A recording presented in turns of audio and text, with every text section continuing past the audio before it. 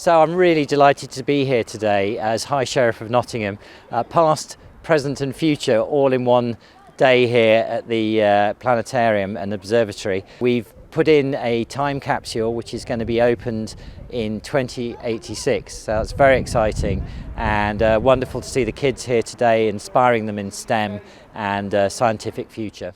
So good morning, ladies and gentlemen, boys and girls. Welcome to Sherwood Observatory, Planetarium and Science Discovery Centre. This morning is a significant moment, even in all of the significant moments for this project over the past few years, and indeed over the past few decades, if you trace it back to the beginning of Sherwood Observatory itself. It's significant because it's one of the last acts in the formal schedule of the creation of the Planetarium and the Science Discovery Centre, and it's great to see that we have some representatives from some of the contractors who built the place with us here as well. That is fantastic. So this is almost like the end of the beginning. Not quite maybe, but getting close to the end of the beginning. And it's significant because obviously we will be burying the time capsule into its chamber and lowering and sealing the chamber slab over the top of it. Time capsules seem very futuristic, don't they? And indeed they can be, but actually they've been around for nearly 150 years. The first time capsule that we know of that was deliberately created as a time capsule for that purpose was in New York City in 1876. And they get created for all kinds of reasons: political, historical, social, cultural, and they get found all the time as well, like dug up in construction projects, even when people didn't know they were there and their original purpose and so on has been forgotten. And there have been some time capsules that are linked to space as well, like the Voyager Golden Records in 1977, like the Immortality Drive that went to the International Space Station in 2008. And in actual fact, time capsules linked to space hark all the way back to 1896, when one was buried under the foundation stone of Perth Observatory in Western Australia. So we are in good company, aren't we? But this is a particularly special moment because it is the burying and the sealing of a time capsule for our local community space centre, created by local people, for local people, and it will be opened by local people when the time comes. So it gives me now very great pleasure to welcome to speak someone who has been the driving force behind the creation of this Planetarium and Science Discovery Centre, but supported by colleagues, but without his drive and ambition, we wouldn't all be sitting here now. Please, would you put your hands together for Dr. Steve Wallace, MBE, to say a few words. Steve, thank you. You'd think I would know by now, after all these years, not to follow Simon's great speeches, because he's always a hard act to follow. Welcome everyone on this momentous occasion. For the adults in the room, this is probably a once-in-a-lifetime experience. For the children in the room, it might be a twice-in-a-lifetime experience, which I'll get onto in a few moments. What we see in front of us here in this cylinder is a huge collection of artefacts that sort of try to typify the period that we live in, plus a series of thoughts from many of the people in this room, either in picture form or in written form, about what they think the world might look like in 61 years' time in 2086. You might be wondering why we chose 2086. Well, this reservoir was first opened in 1886. By a sheer coincidence, the piano that you've been heard playing by Chris here was also built in 1886. The observatory that you'll be hearing more about, I guess, of Dave Collins, our founding member, in a few minutes, was opened in 1986, so it seemed fitting we'd open the time capsule in 2086 in 61 years' time. So it's 200 years by the time we open the time capsule, it'll be 200 years since this place was built and 100 years since the observatory was built. This reservoir you're sitting in was designed by architects and engineers from our region and built by local contractors. Our observatory was designed and built by our founding members, again locals who had a passion for astronomy and the skills to pull it off. And the Science Centre and Planetarium was designed and built by architects, engineers and contractors from our region as well. And as Simon said, we've got 2 representatives here today. So welcome back. I hope you like what we've done with it.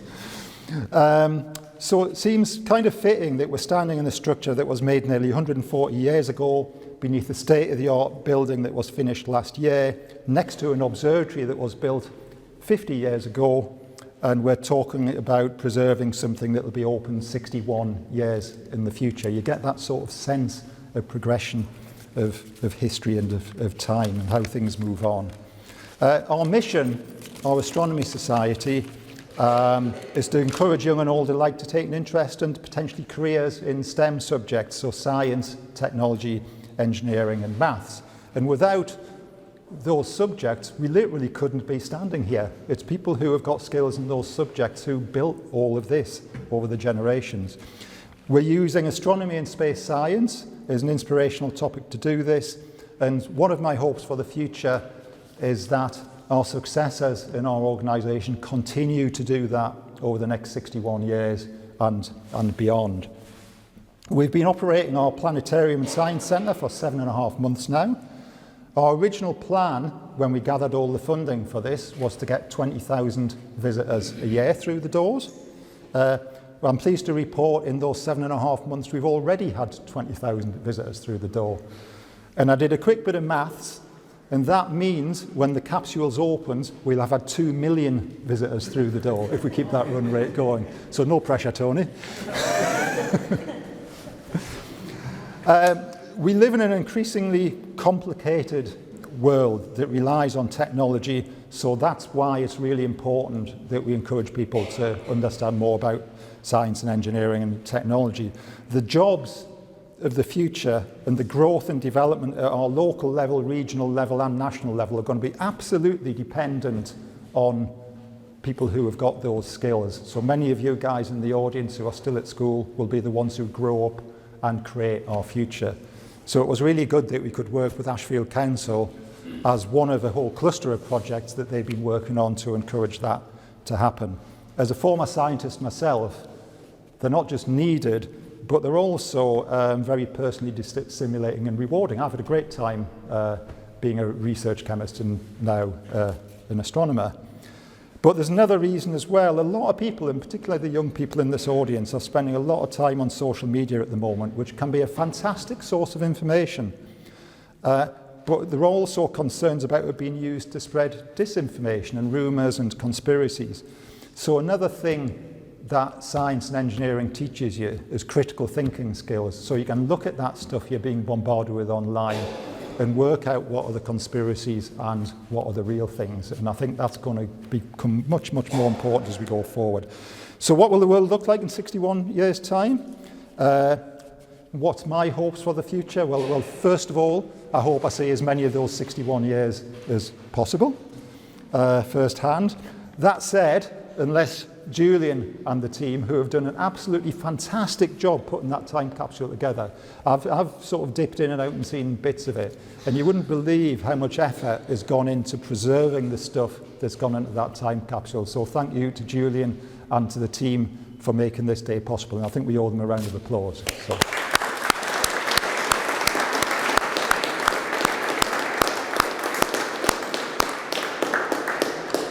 So unless you do as good a job preserving me as you've done on the stuff in there, I'm not going to be around in 2086. So it's very hard to make predictions about the future. Think back 60 odd years. It's only 64 years since the first humans ventured into space and 56 years since Neil Armstrong first set foot on the moon. We haven't left Earth orbit since 1972, but with the Artemis program and others, will hopefully by the time the young people in this room are back in 2086, we'll have been back on the moon, we might be living on the moon, and we should have had boots on Mars as well by then. So in 61 years' time, we might be a multi-planet species, which would be a great thing to see.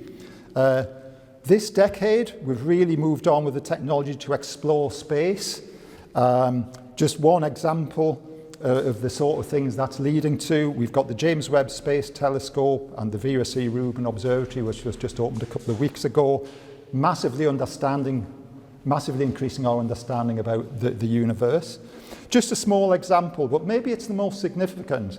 If you look at what we've got driving around on the surface of Mars and some of the discoveries the James Webb Telescope's making, we're starting to get hints that we might not be alone in the universe and there might be life out there somewhere. So one of my hopes is that we confirm that evidence, and by 2086 we know that we're not alone in the universe. Can you imagine that, knowing that there's life out there somewhere? And maybe one of the young people in this room, maybe it's you who make that discovery. Somebody's got to. Why can't it be one of you guys? You never know. So, turning back to the Earth, we're facing many challenges. So I hope that before 2086, we brought back into a balance our emissions and resource use so we can live sustainably on the planet. For example, climate change, I think we all know it's starting to have an impact, but there is cause for optimism. And again, I turn back to engineering. It might be that the solution to some of those issues is going to happen just up the road here at West Burton, which is going to be the home of the first UK fusion power station. That's a power station that relies on bringing the energy of the sun, fusion reactions, down to Earth in a controlled way. And that would be a great thing. So hopefully we're all living on fusion power by 2086 as well. And that's another reason why it's important to inspire everybody to do science and engineering, because we need engineers to work on those fantastic projects, and we need scientists as well. So it's great to see so many young people in the room today. Many of you, in fact I hope all of you, will still be around in 2086. So please send a message to your future selves, whether that's going to be a little chip in your brain that helps you keep track of things or what. But put the date in your diaries, you young people. 5th of October at 11 a.m, 2086. You're all formally invited to come back here and see the capsule opened. So that's where I'll end. Thank you for your attention. I'll hand back to Simon.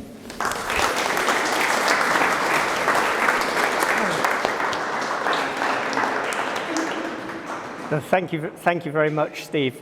So the time capsule is clearly about the present, as we're all here, and it's about the future, as we heard, and looking towards its eventual opening for those of us that will still be here at that time. But this whole project and this building that we're sitting in now is also rooted in the past of the Sherwood Observatory, and so I would like now to ask the original founder member of the Sherwood Observatory, David Collins, to come up and say a few words. Thank you, David. Thank you for all coming here. It's a long time since I first came into this structure, 1972. We said at the time this would be a nice place for a planetarium. I had 3 wishes: a planetarium, quality optics for the telescope, radio astronomy. Now I've got all 3 of them. So I'll start with a little bit of a history of the place and why it was built. In the late 1870s, there was an outbreak of diphtheric pandemic within Sutton Ashfield. At the time, doctors said that it was probably due to the quality or poor quality of the water and the lack of maintenance on the local pumps that was supplying the water. A lot of little small cottage hospitals occurred. One of them actually was immediately across the road from this structure. So anyway, a water sample was sent to laboratories in London for analysis. And the report came back. Now, there's a little bit of Victorian language in this. By that I don't mean swear, it's just the way that the Victorians use the language. The water contained 60 grains of mineral matter, 50 to 60 degrees of hardness, and then other extraneous, offensive and dangerous matters declared itself. So in other words, it wasn't very nice. Right, so what happened then was a committee was formed, and it was decided to explore the red sandstone in this area. Now this red sandstone was laid down millions of years ago, probably in the before Jurassic Age, and it's like a huge sponge. Anyway, boreholes were drilled, and they found the most suitable place was at the foot of Sherwood Hospital. Sherwood Hill, I should say.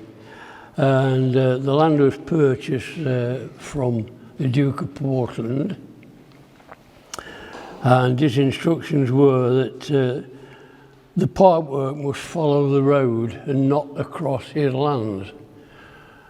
So there was 3.5 miles of 9-inch piping from there to here, and then 8-inch piping from here down into Sutton.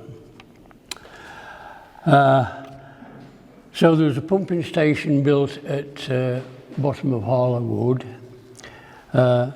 This was what was called a balancing reservoir, and it had a valve house on top. Now, the idea of this place was that 2 days a week they could close down the pumping station to do all the necessary maintenance work, clear out the fireboxes and so on and so forth. And during that period of time, this water from here was then valved and switched down into Sutton. Right, so the contractors and architects were appointed, and they came up with this design. Now it's 75 foot in diameter. Now I'm talking feet and inches, and today we're talking centimetres. Don't forget, Victorian times it was feet and inches. Proper, what I call proper measurement. 75 foot in diameter. There were 16 of these pillars. 8 of them were 20 foot high, 8 of them were 18 foot high. So consequently, you can see the different height of the archways. The structure was buttressed on the outside and then buried in clay, and it was designed to hold possibly 500,000 gallons of water in here. Now, some time ago I was researching the history of this place, and I couldn't find anything at all, but I did find a similar edifice down in somewhere in London, and it was very much similar to this, and it said that these pillars were put in to break up the actual weight of the water, so it virtually pulled the water down into smaller pockets. So anyway, when done, the thing was eventually opened by Mr. Unwin Heathcote. A party of about 40 people were taken down to Sherwood to see the opening. He christened the pump the Hygeia, Greek word for hygiene. Then they came up here, had a look at this place, and then they went down and apparently had a banquet in the Denman's Head. Very nice. And there was a fountain on Portland Square, and youngsters were playing in this fountain. So 5th of October, it must have been a fairly decent weather. Anyway, it was open on the 5th of October, 1886. Now, other significant events at that time: the Statue of Liberty in New York was completed and dedicated in 1886. And the other thing is the Apache chief Geronimo, he surrendered to the Union Army in 1886. So we moved forward 200 years to 1986, which is when the planetarium, the observatory was officially owned by the Astronomer Royal at the time. Another major event of 1986 was the Chernobyl disaster. Now, when this occurred, a lot of the people were brought away from Ukraine, different parts of Europe, some of them over here, and we actually entertained a group of them in the observatory. On a personal note, but going back to 1886, on a personal note, one of my granddads was born. So we're busy with the year 2080, with the year 86. And tomorrow is my 86th birthday.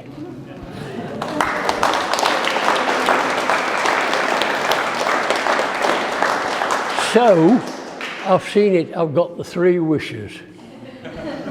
I'm a happy bunny.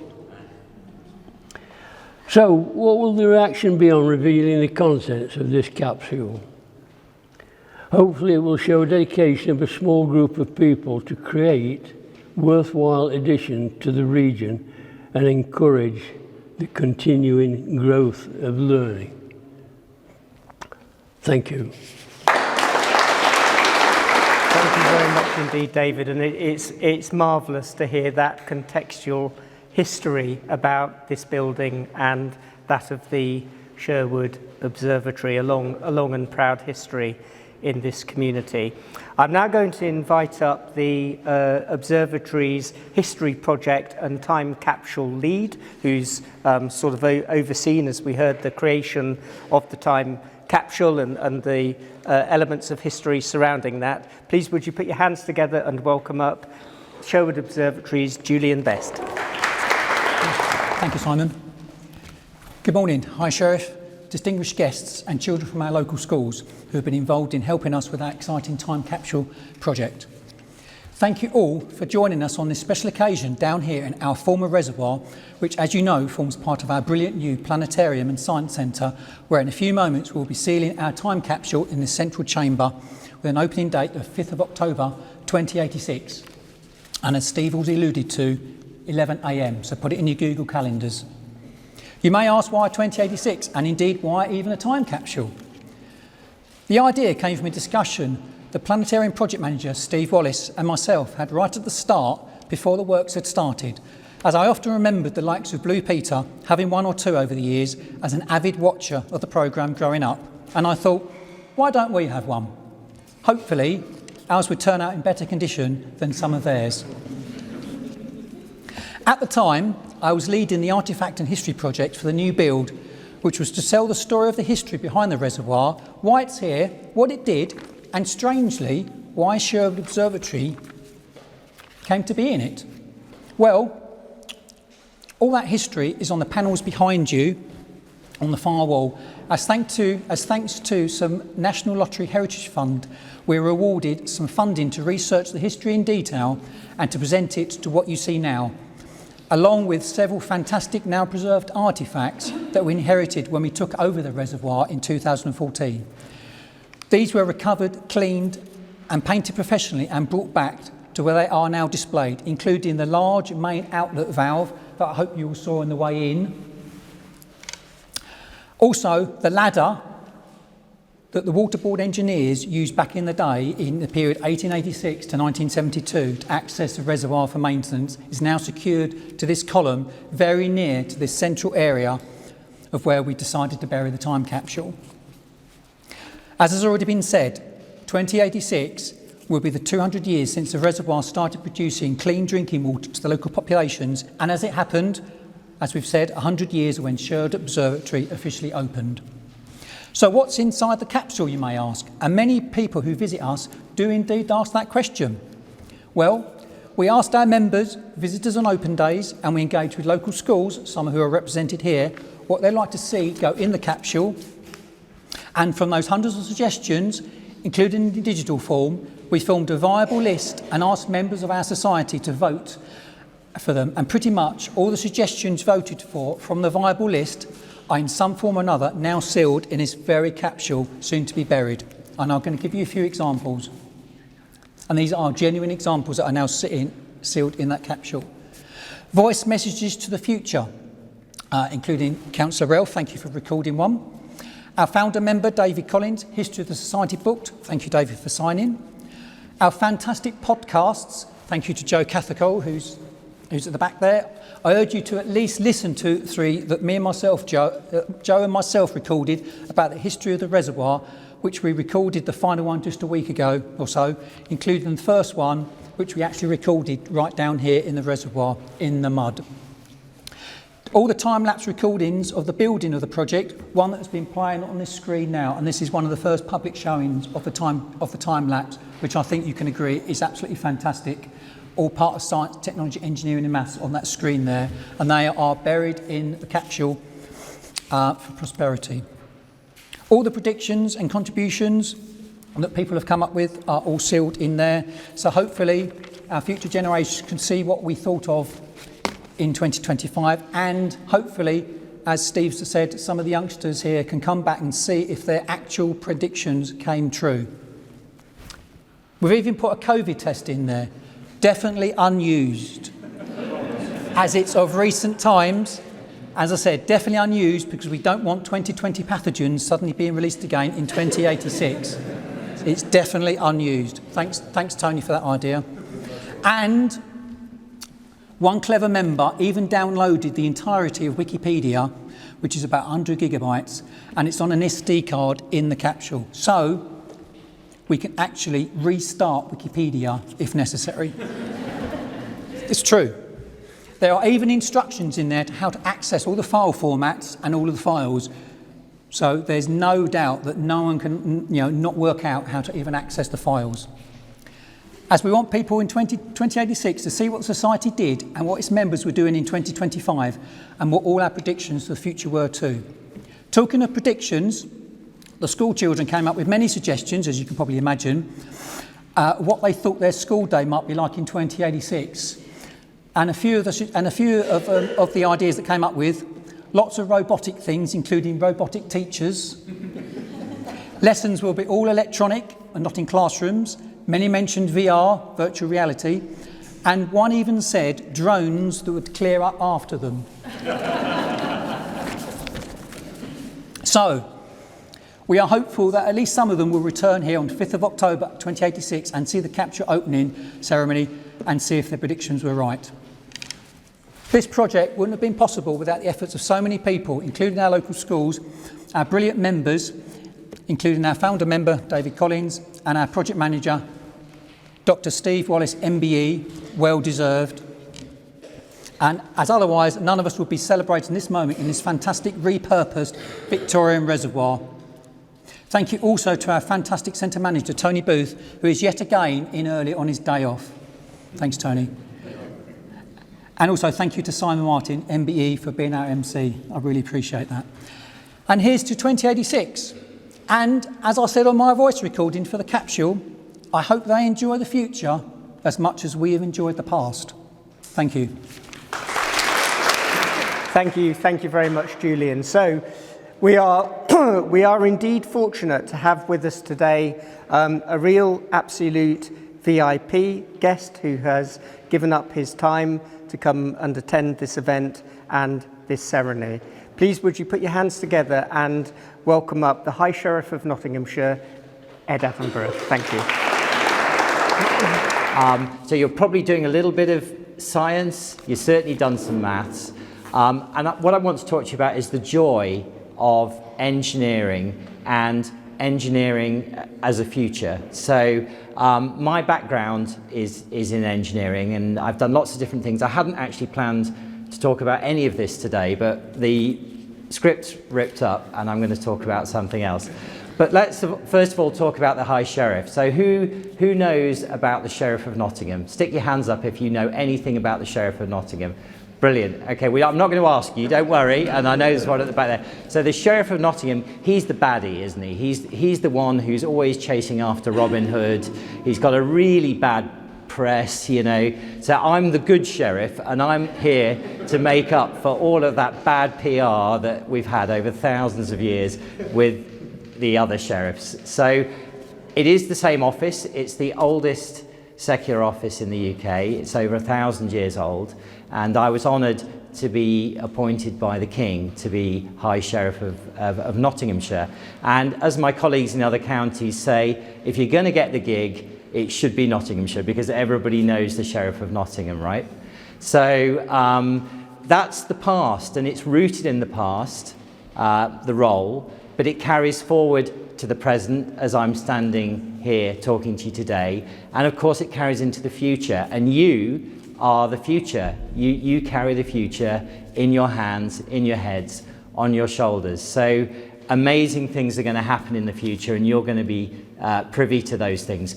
Everything that I do today as the good sheriff is around, and that's the future up there as well, so hopefully they're not going to come through the roof. So I'm here today to talk to you about future and setting future things in progress. So I want to do initiatives that support you as young people. You are our future. So everything that I'm doing in my year as High Sheriff is to support you in what you might do in the future. So nothing comes out of the public purse. It's entirely voluntary.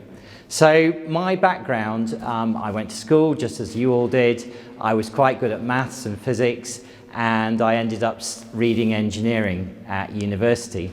And whilst I was at university, I was very lucky to be sponsored by a company called GEC Marconi.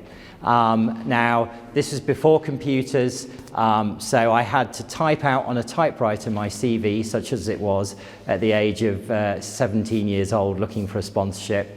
I then had it photocopied, or Roneoed as it was in the day, and then I wrote, excuse my English, 60 covering letters and sent it out by post, put a stamp on, and I got 3 interviews and I got 2 job offers. And just please remember this, it's the best thing you can possibly do to try and get work experience, because when you get to that age, and I know for you time is elastic, right? You've already been sat in this room for 20 minutes and it probably feels like 20 hours, because when you're young, time at all ages is very subjective. And of course, when you're having fun, time just disappears past very quickly. But very soon you will be at that age, sooner than you think. And think about engineering, think about jobs, because engineering and science is our future, and you are our future. So it's an interesting career to follow. And I indeed did follow that career, and I was right at the start of computers. So when I first went to work for GEC Marconi, we were doing radars, which are things that look for aeroplanes and things like that. And in the day, that was all done in hardware, but just at that time, computers were coming of age and software was coming of age. So I got more into software and developing computer programs. And because I'd been sponsored at university, I was very lucky to do live projects, which were demonstrated at Farnborough for various military applications. And that led me on to a career in science and tech.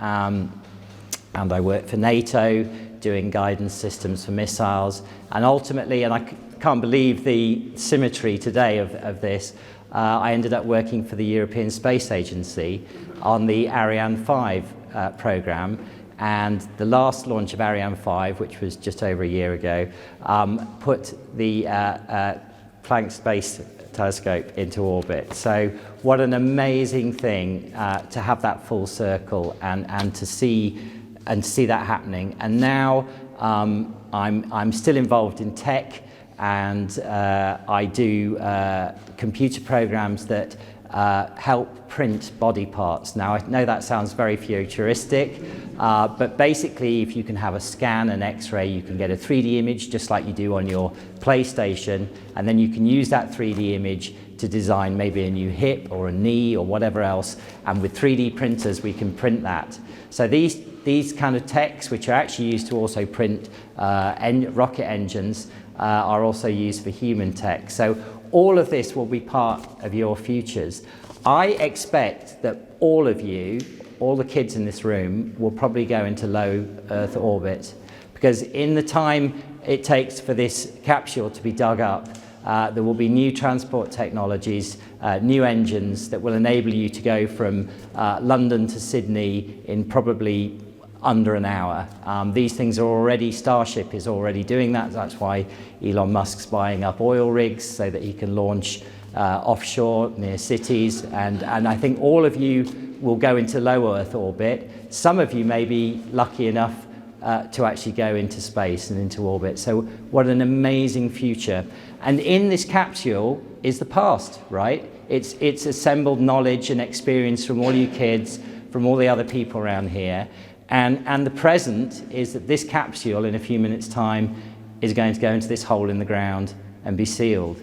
And the future, when you're kind of older than me probably, is that this capsule is going to be dug up and people are going to look at it and they're going to think back to what we did today and where we're going in the future.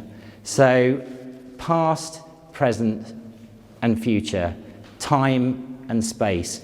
What a wonderful privilege it is to be here today opening this. And I just want to thank everybody, particularly David, for your foresight all those years ago in creating this wonderful, inspirational local facility in Nottingham for the future. Thank you very much. So we are now coming on to the actual main event, and this is going to be a two-parter. First off, Julian and Dr. Steve Wallace are going to lower the time capsule into the chamber that's been created. And I expect when you came in, you had a chance to look around it and look into it, and you will have seen that it's got the sort of Lego structures at the bottom. The time capsule is going to be artfully lowered into it so that it sits amongst those carefully constructed Lego buildings and shapes without crushing or breaking them. Drum roll. Yes, drum roll and a round of applause.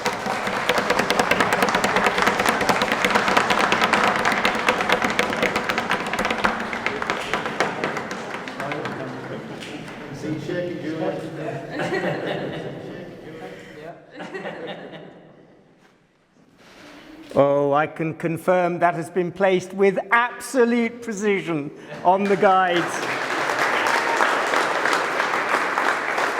Well done.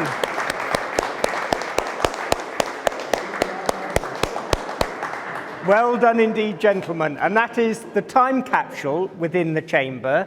The second part of the process is where we get the hired muscle onto the job. And Tony and Craig are going to lift the heavy slab and place that over the top. Tony and Craig, would you like to?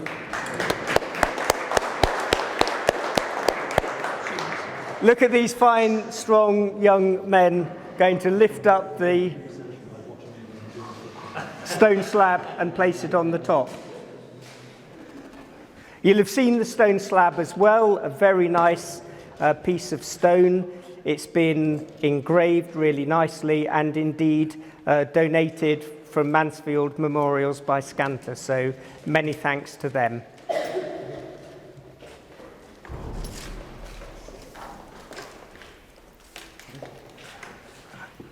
Okay, drum roll for Tony and Craig.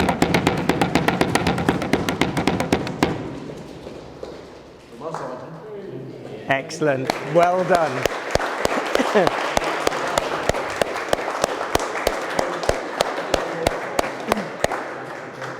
So that then is the time capsule within the chamber slab on top, and there it will remain. I believe it's going to be sealed around the edges. There it will remain until 2086. One question that we were asking that I'm not sure that anyone has quite got the answer to yet is when it comes to 2086, how are they actually going to get that heavy sealed slab out and then lift the time capsule out from underneath?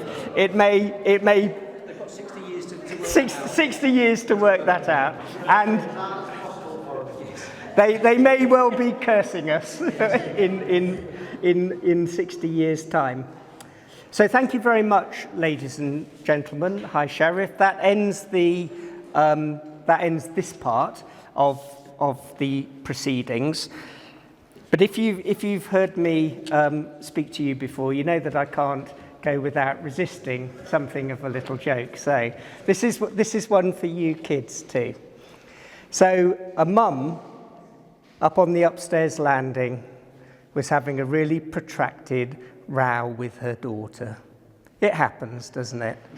Mum was really exasperated, really irritated, really exasperated because she had been trying to persuade, she had exhorted her daughter to clear up and clean up and tidy up her bedroom. It was a real tip. And the daughter was standing in the doorway to her bedroom, and she looked at her mum. She looked into her bedroom. She looked up at her mum again and said, "Look, Mum, can't we just seal the whole thing up and call it a time capsule?" However, that may not be needed, might it, if we do indeed have drones that will come round and tidy up after you. So that might well be the solution. So whilst we're all here, I'd also like us to put our hands together, please, and thank Chris Miguels for his fantastic piano playing that you've heard as he came in.